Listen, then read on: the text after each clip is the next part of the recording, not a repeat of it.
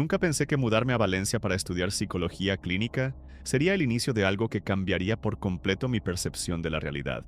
Mi nombre es David, tengo 23 años, y hasta hace poco creía que los límites entre lo real y lo imaginario estaban claramente definidos. ¡Qué equivocado estaba!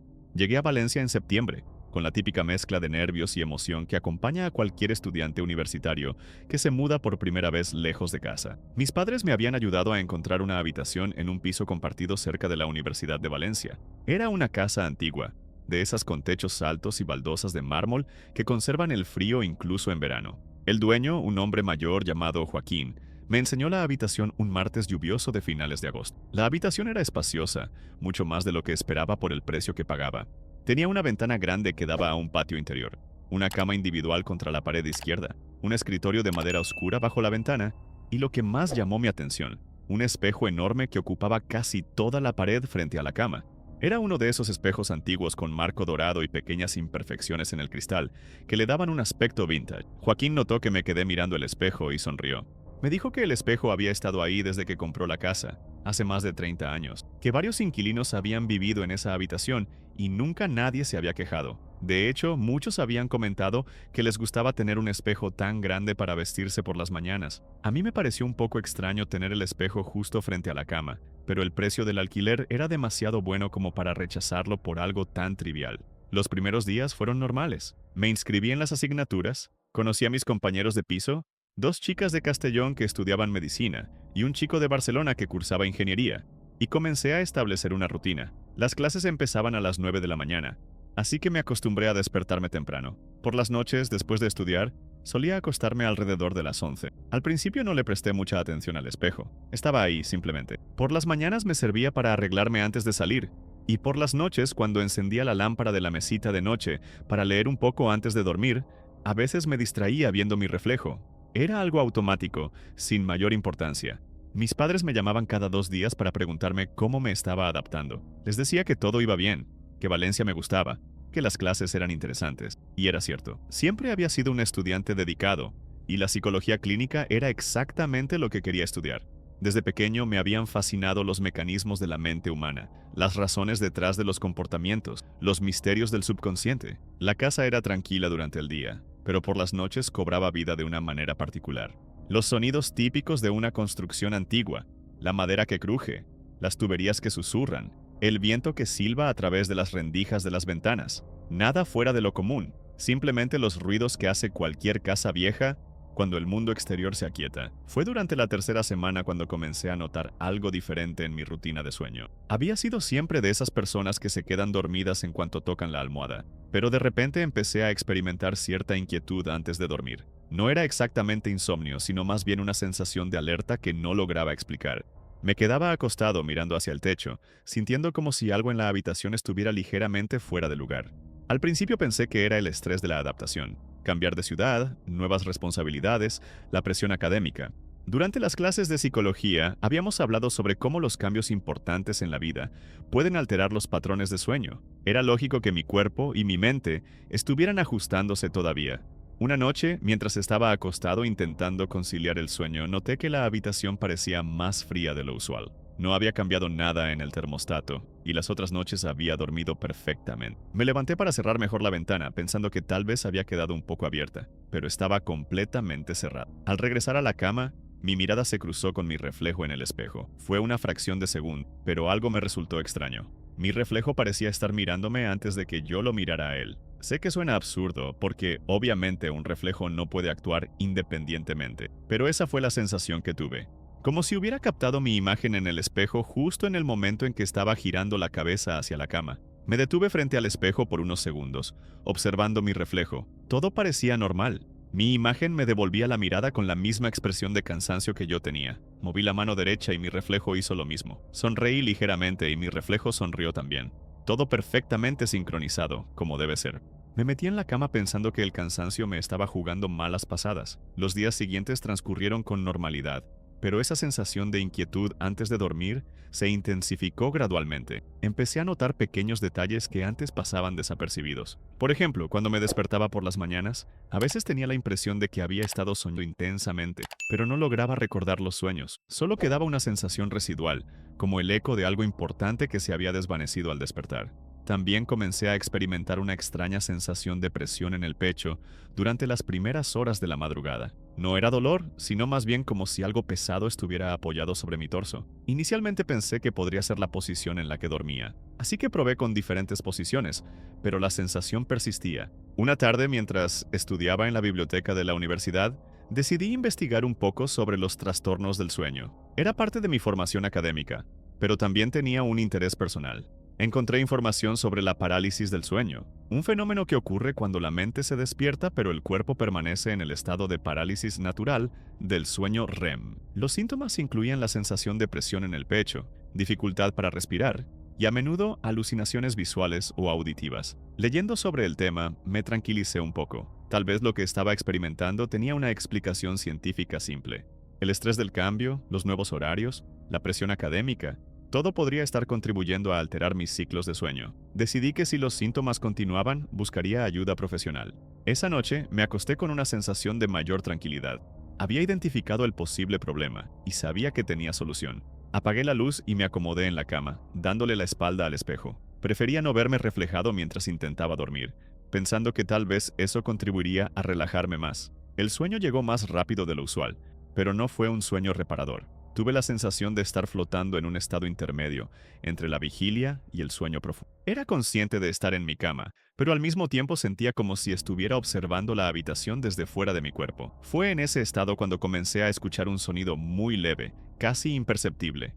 Era como un susurro, pero no lograba distinguir si venía de dentro de la habitación o de algún lugar más distinto. Al principio pensé que podría ser uno de mis compañeros de piso moviéndose por la casa, pero el sonido tenía una calidad diferente. Era más íntimo, más cercano. Intenté moverme para identificar mejor el origen del sonido, pero descubrí que no podía. Mi cuerpo parecía estar completamente rígido, como si estuviera hecho de piedra. Podía mover los ojos y era consciente de todo lo que pasaba a mi alrededor, pero el resto de mi cuerpo no respondió con voluntad. Era exactamente lo que había leído sobre la parálisis del sueño. La sensación de presión en el pecho se intensificó, y por un momento sentí un miedo real. Aunque sabía racionalmente lo que estaba pasando, la experiencia era aterradora. Traté de enfocarme en mi respiración, recordando las técnicas de relajación que había aprendido, pero la presión parecía aumentar cada vez más. Fue entonces cuando, sin poder controlar el movimiento de mis ojos, mi mirada se dirigió hacia el espejo. Al principio no vi nada fuera de lo común. La habitación se reflejaba tal como debía ser. La cama, mi cuerpo inmóvil bajo las sábanas, la débil luz que se filtraba por la ventana desde el patio interior. Pero mientras observaba, comencé a notar algo que me heló la sangre. Mi reflejo en el espejo no estaba completamente inmóvil como mi cuerpo real. Había un movimiento muy sutil, casi imperceptible, en los párpados de mi imagen reflejada. Era como si mi reflejo estuviera parpadeando independientemente de mí. Al principio pensé que era una ilusión óptica, producto del estado de parálisis y el miedo. Pero mientras continuaba observando, el movimiento se hizo más evidente. Los párpados de mi reflejo se abrían y cerraban con un ritmo que no correspondía al mío. Y lo más perturbador de todo, mis ojos reflejados parecían estar mirándome directamente a mí, no siguiendo la dirección de mi mirada real. La presión en el pecho se volvió casi insoportable y sentí como si el aire se estuviera espesando a mi alrededor. Quería gritar, quería moverme, quería romper de alguna manera esa conexión visual con mi propio reflejo, pero mi cuerpo seguía completamente paralizado. Entonces, en un momento que quedó grabado para siempre en mi memoria, vi cómo los labios de mi reflejo comenzaron a moverse. Los labios de mi reflejo se movían con una urgencia que no podía entender, articulando palabras que no lograba escuchar. Sus ojos me miraban con una intensidad desesperada, como si tratara de comunicarme algo vital. Quería apartar la mirada, pero mis ojos permanecían fijos en esa imagen que parecía tener vida propia. El movimiento de sus labios se volvió más pronunciado, más frenético, hasta que de repente se detuvo y mi reflejo sonrió. No era mi sonrisa. Era algo completamente diferente, algo que me hizo sentir un terror que jamás había experimentado. La parálisis se rompió de golpe, como si un hechizo hubiera sido quebrado. Pude moverme nuevamente, y lo primero que hice fue encender la luz de la mesita de noche. Mi reflejo volvía a ser normal, moviéndose exactamente como yo lo hacía. Parecía tan ordinario que por un momento dudé de lo que había visto. Tal vez había sido una alucinación muy vívida. un efecto secundario de la parálisis del sueño que había leído en los libros. Pero sabía que no había sido una alucinación. La sensación era demasiado real, demasiado específica. Mi reflejo había actuado independientemente, había tratado de decirme algo, y esa sonrisa final había sido como una despedida, o tal vez una amenaza. No pude volver a dormirme esa noche. Me quedé despierto hasta el amanecer, evitando mirar hacia el espejo, sintiendo como si algo hubiera cambiado para siempre en esa habitación. Cuando salió el sol, me levanté agotado y con una sensación de inquietud que no me abandonaría durante semanas. Los días siguientes fueron una tortura silenciosa. Durante las clases trataba de concentrarme, pero mi mente regresaba constantemente a lo que había visto en el espejo. Comencé a tomar notas detalladas de cada episodio, pensando que tal vez podría encontrar un patrón o una explicación lógica. Anoté la hora, la duración, las sensaciones físicas, cualquier detalle que pudiera ser relevante. Mis compañeros de piso notaron que algo había cambiado en mí. Carmen, una de las estudiantes de medicina, me preguntó si me encontraba bien. Le dije que solo estaba estresado por los estudios, pero era evidente que no me creía. Había perdido peso y tenía ojeras profundas por la falta de sueño. Cuando alguien me hablaba, a menudo me encontraban mirando al vacío, perdido en mis propios pensamientos. Las parálisis del sueño se volvieron más frecuentes. Al principio ocurrían 1 o 2 veces por semana, pero pronto se convirtieron en un evento casi nocturno. Cada episodio era más intenso que el anterior. La presión en el pecho se intensificaba, la dificultad para respirar era mayor, y lo más perturbador, mi reflejo se volvía más activo, más desesperado en sus intentos de comunicación. Una noche, durante un episodio particularmente intenso, vi cómo mi reflejo señalaba hacia diferentes partes de la habitación, como si tratara de mostrarme algo que no podía ver. Sus gestos eran frenéticos, casi violentos, y su expresión facial mostraba una angustia que me resultaba insoportable. Cuando finalmente pude moverme, revisé cada centímetro de la habitación que había señalado, pero no encontré nada fuera de lo común. Decidí buscar ayuda profesional. Concerté una cita con un especialista en trastornos del sueño en el hospital universitario. El doctor Ramírez era un hombre mayor, con décadas de experiencia tratando casos similares al mío. Le expliqué mis síntomas con detalle, omitiendo cuidadosamente la parte sobre mi reflejo. Sabía que si mencionaba eso, probablemente me derivaría a psiquiatría, en lugar de tratar el problema del sueño. El doctor me recetó medicación para relajar los músculos y regular mis ciclos de sueño. También me recomendó técnicas de higiene del sueño, evitar cafeína por las tardes, mantener horarios regulares, crear un ambiente más relajante en mi habitación. Seguí sus indicaciones al pie de la letra, pero nada parecía funcionar. Si acaso, los medicamentos hacían que los episodios fueran más vívidos, más aterradores. Fue durante mi segunda visita al doctor cuando mencioné por primera vez las alucinaciones visuales. Le dije que durante los episodios de parálisis veía cosas que sabía que no podían ser reales. El doctor asintió comprensivo y me explicó que las alucinaciones hipnagógicas eran comunes en casos de parálisis del sueño. Me recetó un antipsicótico suave y me aseguró que esto reduciría significativamente las alucinaciones. Pero las pastillas no detuvieron lo que estaba viendo en el espejo. Si algo, parecían hacer que mi reflejo fuera más persistente, más desesperado. Una noche, mientras estaba paralizado y observando el espejo, vi cómo mi reflejo comenzó a golpear el cristal desde adentro, como si estuviera atrapado y tratara de romperlo para salir. Sus puños golpeaban el vidrio una y otra vez, pero por supuesto no se producía ningún sonido real en mi habitación. Comencé a evitar la habitación todo lo posible. Pasaba las tardes en la biblioteca hasta que cerraba. Luego me quedaba en el salón común de la residencia hasta altas horas de la madrugada. Cuando finalmente no tenía más opción que ir a mi cuarto, entraba corriendo, apagaba las luces inmediatamente y me metía en la cama dándole la espalda al espejo. Mis calificaciones empezaron a sufrir. Los profesores notaron mi ausencia frecuente y mi falta de concentración durante las clases. El coordinador académico me llamó a su oficina para preguntarme si estaba atravesando algún problema personal. Le inventé una historia sobre problemas familiares, pero era evidente que no estaba funcionando bien como estudiante. La situación en casa se volvió tensa. Mis compañeros de piso habían comenzado a quejarse de que me escuchaban caminar por la habitación durante toda la noche. Decían que hacía ruidos extraños, que hablaba solo, que a veces gritaba. Yo no recordaba hacer ninguna de esas cosas, lo que me resultaba aún más perturbador. Era posible que estuviera teniendo episodios de los que no era consciente. Carmen finalmente me confrontó una mañana en la cocina. Me dijo que estaba preocupada por mí, que había perdido mucho peso y que parecía estar al borde de un colapso nervioso. Me sugirió que hablara con alguien, tal vez un psicólogo de la universidad. Su preocupación era genuina, pero yo sabía que nadie me creería si les contaba la verdad sobre lo que estaba experimentando. Fue alrededor de esa época cuando comencé a notar que el fenómeno no se limitaba únicamente a la parálisis del sueño. Durante el día, cuando pasaba frente al espejo para salir de la habitación, a veces captaba movimientos en mi visión periférica. Cuando me giraba para mirar directamente, todo parecía normal, pero la sensación de que algo estaba fuera de lugar persistía. Una tarde, mientras estudiaba en mi escritorio, sentí una presencia detrás de mí. Era esa sensación inconfundible de que alguien te está observando. Me giré lentamente y vi mi reflejo en el espejo, pero algo estaba mal. Mi reflejo no se había girado conmigo inmediatamente. Hubo un retraso de una fracción de segundo, como si mi imagen estuviera siguiendo mis movimientos, en lugar de ser simultánea con ellos. Decidí hacer un experimento. Me puse frente al espejo y comencé a hacer movimientos deliberados. Levantar la mano derecha, inclinar la cabeza, dar un paso hacia la izquierda. En cada movimiento había ese retraso casi imperceptible, como si mi reflejo estuviera imitándome en lugar de reflejarme. La diferencia era tan sutil que cualquier persona habría pensado que era mi imaginación, pero yo la notaba claramente. Esa noche, durante lo que ya se había convertido en mi episodio de parálisis nocturno habitual, algo diferente ocurrió. Mi reflejo no solo movía los labios tratando de hablarme, sino que también gesticulaba hacia su oído, como indicándome que tratara de escuchar.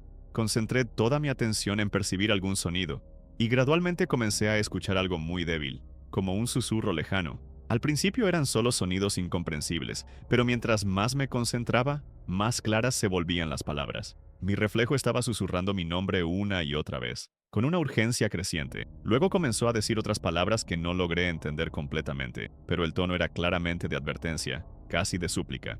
Cuando finalmente pude moverme, me quedé despierto el resto de la noche, tratando de procesar lo que había escuchado. No solo estaba viendo a mi reflejo actuar independientemente, sino que ahora también podía escucharlo. La línea entre la realidad y lo que fuera que estaba experimentando se había desdibujado por completo. Los siguientes días fueron una espiral descendente. Dejé de asistir a la mayoría de mis clases, salía de la habitación solo cuando era absolutamente necesario, y había perdido el apetito casi por completo. Mis padres llamaron preocupados porque hacía semanas que no hablaba con ellos, pero no sabía qué decirles. ¿Cómo iba a explicarles que su hijo estaba siendo atormentado por su propio reflejo?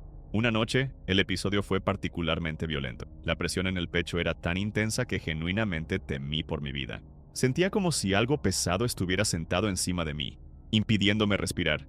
Mi reflejo en el espejo se veía desesperado, señalando frenéticamente hacia mi cuerpo real, moviendo los labios con una urgencia extrema. Esta vez pude escuchar sus palabras con claridad.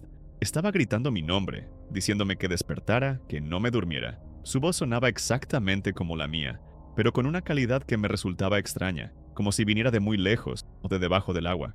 Me rogaba que lo ayudara, que lo sacara de allí, que no lo dejara solo. Cuando la parálisis se rompió, me senté en la cama jadeando, el corazón latiendo tan fuerte que podía escucharlo en mis oídos. Miré hacia el espejo y vi mi reflejo normal, siguiendo mis movimientos perfectamente sincronizado. Pero en sus ojos había una expresión que nunca antes había visto en mi propio rostro: terror puro. Llamé a mis padres esa misma madrugada. Les dije que no me sentía bien, que tal vez necesitaba tomarme un descanso de los estudios. Mi madre insistió en venir a Valencia inmediatamente, pero le aseguré que podía manejar la situación.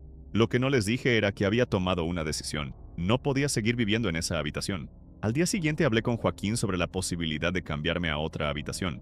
Le inventé una excusa sobre problemas de humedad y ruidos molestos. Me dijo que lamentablemente no tenía otras habitaciones disponibles en ese momento, pero que podía ayudarme a buscar otro lugar si realmente necesitaba mudarme. Mientras tanto, decidí probar algo drástico. Esa noche cubrí el espejo completamente con una sábana. Pensé que si no podía ver mi reflejo, tal vez los episodios cesarían.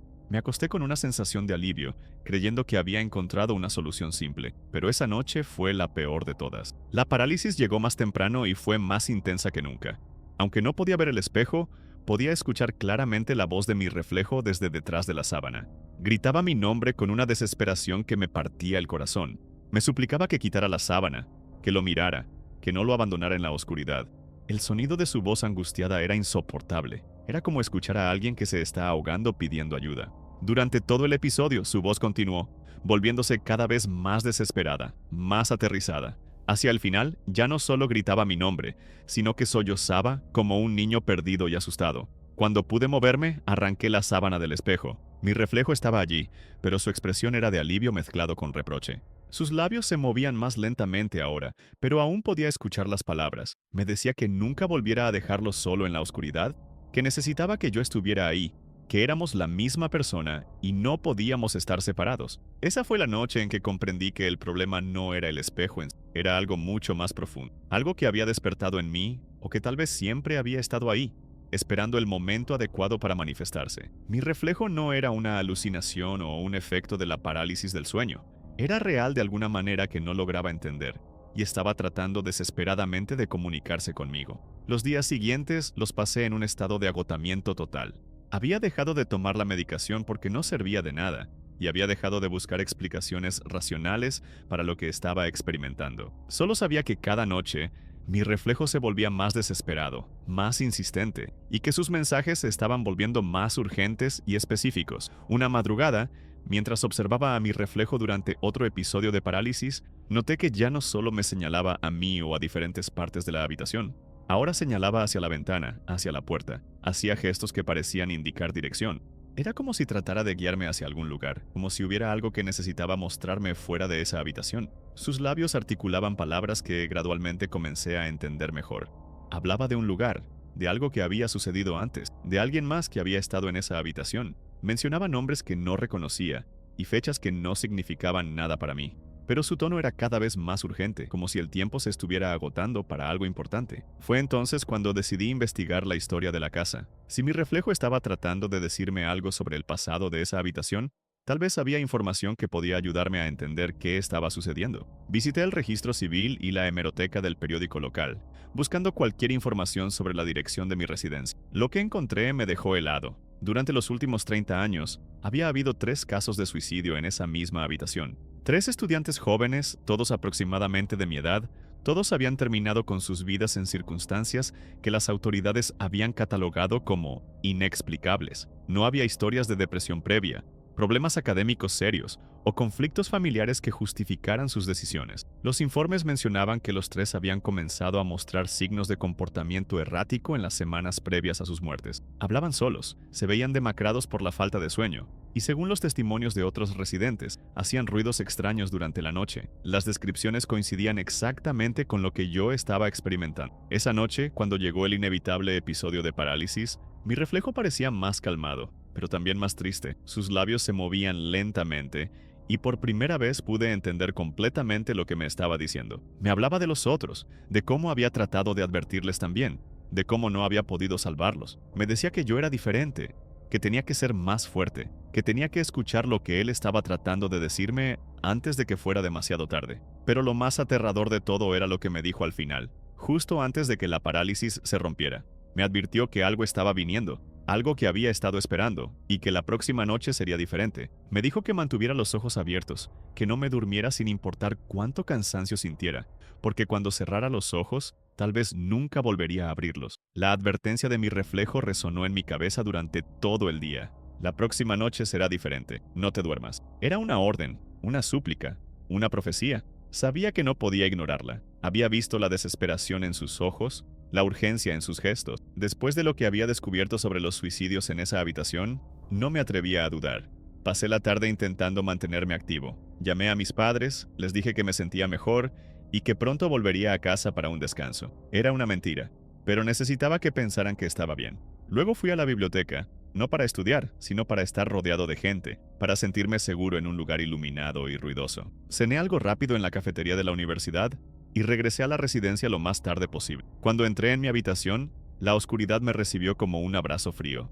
No encendí la luz. Me acerqué al espejo, que ahora estaba descubierto. Mi reflejo estaba allí, esperándome. No se movió, no gesticuló, solo me miró con una seriedad que me heló la sangre. Sus ojos eran los míos, pero había una profundidad en ellos que nunca había visto. Era como si estuviera viendo a un extraño. Me senté en la silla del escritorio, dándole la espalda a la cama. No quería ni pensar en acostarme. Saqué mis apuntes, un libro, cualquier cosa que pudiera mantenerme despierto. Me propuse pasar la noche en vela. Bebí café, me levanté y caminé por la habitación. Me pellizqué los brazos cada vez que sentía que mis párpados se cerraban. Las horas pasaron lentamente, arrastrándose como sombras. El cansancio era abrumador, un peso físico que me aplastaba. Mis ojos ardían, mi cabeza palpitaba. Cada vez me costaba más mantener la concentración. La voz de mi reflejo, esa voz que solo escuchaba durante la parálisis, ahora parecía susurrar en los bordes de mi audición, llamando mi nombre, instándome a no ceder. Alrededor de las 3 de la madrugada, no pude más. Mis músculos se relajaron sin mi permiso. Mi cabeza cayó sobre los brazos cruzados en el escritorio. La oscuridad me envolvió. No fue un sueño normal. Fue una caída abrupta, un vacío que me arrastró hacia abajo con una velocidad aterradora. Cuando abrí los ojos, estaba en mi cama. La habitación estaba sumida en una oscuridad más profunda de lo habitual. Una oscuridad que parecía absorber la luz en lugar de reflejarla. Intenté moverme, pero no pude. La parálisis había llegado. Esta vez, sin embargo, era diferente. La presión en mi pecho no era solo un peso. Era una constricción dolorosa, como si una mano invisible estuviera apretando mis pulmones. Mis ojos se dirigieron al espejo. Mi reflejo estaba allí, pero no era el que había visto antes. Su rostro estaba contorsionado por el terror, sus ojos desorbitados. Sus labios se movían, pero no pronunciaban palabras. En cambio, emitía un grito silencioso, un alarido de puro horror que resonaba en mi mente sin producir sonido real. Entonces lo vi, una sombra. No una mancha en la oscuridad, sino una entidad, una masa informe que se desprendía de la pared detrás del espejo. Era más densa que cualquier sombra, más oscura que la noche misma. Se arrastró lentamente por la habitación, sin forma definida, pero con una presencia innegable. Podía sentir su frío, un frío que calaba hasta los huesos, a pesar de que no había corriente de aire. La sombra se movió hacia mi cama, lenta, deliberadamente. A medida que se acercaba, pude percibir una especie de aura a su alrededor. Una sensación de desesperación y vacío que me oprimía el alma. Era la misma sensación que había percibido en los informes de los suicidios, la misma que había sentido en los momentos más oscuros de mis propias parálisis. Mi reflejo seguía gritando en silencio, sus manos golpeando el cristal del espejo con una desesperación que me desgarraba. Sus ojos me suplicaban, me advertían. Intenté concentrarme en sus movimientos, en lo que intentaba decirme. Parecía señalar hacia la sombra, luego hacia mí, luego hacia el espejo. Una y otra vez. La sombra llegó al borde de mi cama. No tenía ojos, ni boca, ni forma discernible, pero sentí que me estaba observando. Sentí su hambre. Era un hambre de mi miedo, de mi desesperación, de mi propia vida. La presión en mi pecho se intensificó hasta el punto de que sentí que mis costillas iban a romperse. Mis pulmones se negaban a funcionar. Estaba muriendo. En ese instante mi reflejo hizo algo que me dejó helado. Dejó de golpear el cristal. Su rostro, aunque todavía aterrorizado, se volvió extrañamente sereno por un segundo. Luego, con una fuerza que no creí posible, mi reflejo se lanzó contra el cristal del espejo. No hubo sonido, no hubo fragmentos de vidrio, pero vi una grieta fina y serpenteante que apareció en la superficie del espejo, justo donde mi reflejo había impactado. Y a través de esa grieta pude ver algo más. Un destello de luz. No una luz física, sino una luz interna, una chispa de resistencia. En ese momento de la grieta mi reflejo no solo me miraba, sino que me atravesaba con la mirada. Y por primera vez pude escuchar su voz con una claridad absoluta. No como un susurro, sino como un grito resonando directamente en mi mente, no en mis oídos. ¡Lucha! ¡No te rindas! ¡No los dejes ganar! ¡No eres como ellos! Las palabras me golpearon con la fuerza de un rayo. ¡No los dejes ganar! No eres como ellos. ¿Quiénes eran ellos? ¿La sombra? ¿Las víctimas anteriores? ¿Y quién era él? ¿Mi reflejo? ¿Una parte de mí que había permanecido oculta? La sombra se cernió sobre mí, su frío envolviéndome por completo. Sentí que me arrastraba hacia abajo, hacia la oscuridad, hacia el olvido. Pero las palabras de mi reflejo seguían resonando. ¡Lucha! Y entonces algo cambió dentro de mí. No era un movimiento físico, sino una resistencia interna, un rechazo visceral a ceder. No quería ser una víctima más, no quería terminar como los otros, no quería que esa cosa se alimentara de mi desesperación. Con una fuerza que no sabía que poseía, concentré toda mi voluntad en un solo punto, el deseo de vivir, el deseo de no rendirme. La presión en mi pecho seguía siendo insoportable, pero ya no era solo una opresión, era una batalla. Mi reflejo, a través de la grieta, me miró con una expresión de orgullo y tristeza. Sus labios se movieron una última vez, y esta vez, las palabras no fueron un grito, sino un suspiro, una despedida. Gracias. Y en ese instante, la parálisis se rompió. Me incorporé en la cama jadeando, tosiendo, el aire entrando a mis pulmones con una urgencia dolorosa. Mi corazón latía desbocado. Miré hacia el espejo. La grieta seguía allí, una línea fina pero inconfundible que cruzaba el cristal.